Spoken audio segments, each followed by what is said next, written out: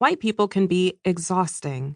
Particularly exhausting are white people who don't know they are white, and those who need to be white. But of all the white people I've met, and I've met a lot of them in more than 3 decades of living, studying, and working in places where I'm often the only Black woman in sight, the first I found exhausting were those who expected me to be white. To be fair, my parents did set them up for failure. In this society, where we believe a name tells us everything we need to know about someone's race, gender, income, and personality, my parents decided to outwit everyone by giving their daughter a white man's name. When I was growing up, they explained that my grandmother's maiden name was Austen, and since her only brother didn't have children, they wanted to make me the last Austen of our family line. Sounds beautiful, right? Well, it is. It just happens to be half the story. How did I discover the other half? Through my exhaustion with a white person. We were in my favorite place, our local library, built in a square with an outdoor garden at the center. At 7 years old, with books piled high in my arms, I often had to be reminded how many I had already checked out when it came time for our next visit.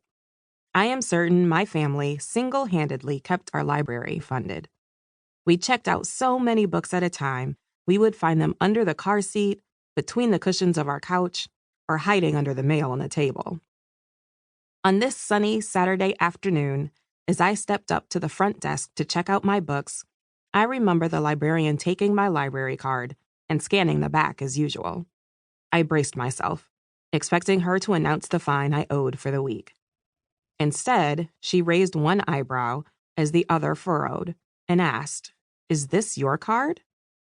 Wondering for a split second if I'd mixed up my card with my mother's, I nodded my head yes, but hesitantly.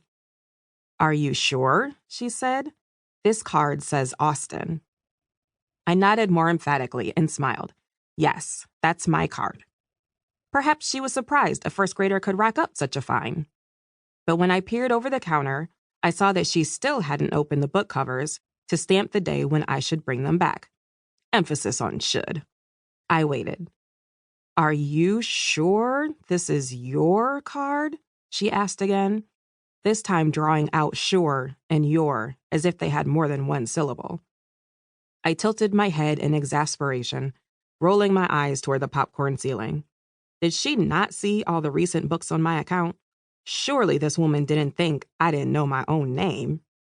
Then it dawned on me. She wasn't questioning my literacy. She was another in an already long line of people who couldn't believe my name belonged to me. With a sigh too deep for my young years, I replied, "Yes, my name is Austen, and that is my library card." She stammered something about my name being unusual as her eyebrows met. I didn't respond. I just waited for her to hand my books back to me. My checkouts in hand, I marched over to my mother, who was standing in the VHS section with my little brother. I demanded that she tell me why she named me Austen. By then, I had gotten used to white people expecting me to be male. It happened every first day of school at roll call. The boys and girls automatically gravitated to opposite sides of the room. And when my name was called, I had to do jumping jacks to get the teacher's attention away from the quote-unquote boys section. So how did I know this wasn't more of the same? The woman's suspicion. Because after I answered her question about my little library card, I still was not believed. I couldn't have explained it at the time, but I knew this was about more than me not being a boy. "Why did you give me this name?" I demanded, letting my books fall loudly on the table next to us. My mother, probably wondering how she'd managed to raise a little Judy Blume character of her own, started retelling the story of my grandmother and the Austen family. But I cut her off. "Mama, I know how you came up with my name, but why did you choose it?" She walked me over to a set of scratchy green armchairs and started talking in a slow, soothing voice. "Austen, your father and I had a really hard time coming up with a name that we both liked. One of us thought to use your grandmother's maiden name, her last name before she married your grandfather. I already knew this part of the story. I swung my legs impatiently, waiting for her to tell me more. As we said it aloud, we loved it, she continued. We knew that anyone who saw it before meeting you would assume you are a white man. One day, you will have to apply for jobs. We just wanted to make sure you could make it to the interview.